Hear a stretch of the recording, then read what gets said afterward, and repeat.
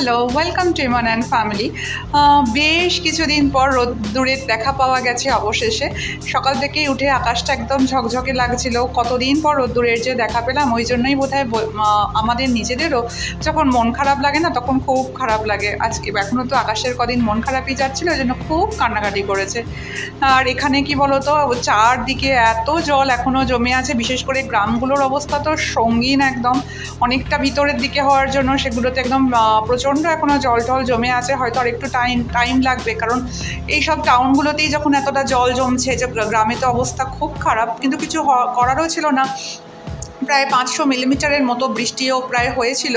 তো যাই হোক, আজকে যেহেতু দেখলাম সকালটা একটু ভালো লাগছে, আর নিজেরও একটু কাজ করতে ইচ্ছে করছে, কারণ এরকম আমার মেঘ হয়ে থাকলে না একদম কাজ টাজ করতে ভালো লাগে না। তো সেই জন্য আজকে ভাবলাম অ্যাভোকাডো স্যান্ডউইচই বানাই, কারণ আমার হাজব্যান্ডও আজকে ব্রেকফাস্ট করে একবারে অফিসে যাবে। তাই তিনজনে মিলে বসে একটু গল্প করতে করতে না একটু অ্যাভোকাডো স্যান্ডউইচই খেয়ে নেবো। আর সবথেকে বড় কথা কি বলতো, এখন অ্যাভোকাডো স্যান্ডউইচটা ভীষণ হিট রেসিপি। তো সেজন্য পুরো একদম সুন্দর করে না দেখালেও চলে, কারণ আমার মনে হয় সবাই এখন এটা ভীষণভাবে পারে। আমি প্রথমের দিকে ভিডিওটা আসলে শ্যুট করছিলামও না, তারপর মনে হলো না, তোমাদের সাথে আজকে একটু গল্প করতে করতেই না হয় কাজ করে নেব।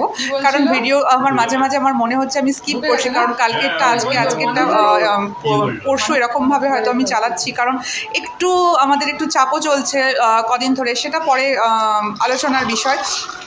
তো তার উপর এখানেও একদম বৃষ্টি হয়ে বন্যা পরিস্থিতি মতো হয়ে গেছিলো, তো সব মিলিয়ে একটু চাপ ছিলই। কিন্তু আজকে ভাবলাম না, আজকে ভিডিওটা আজকেই পাবলিশ করব। তো সেই জন্যই তারপরে ক্যামেরাটা নিয়ে চলে এলাম, যে না, আজকে ভিডিওটা শ্যুট করেই নিই। আর এটা আমাদের ভীষণ পছন্দের একটা খাবার, তো সেই জন্য সেটাও একটু তোমাদের সাথে শেয়ার করা হয়ে গেল।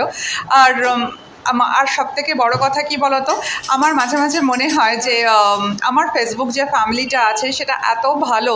আমি যখন একদিন অ্যাক্টিভ, আমি মাঝে কয়েকদিন হচ্ছিল আমি একদম অ্যাক্টিভ হতে পারছিলাম না।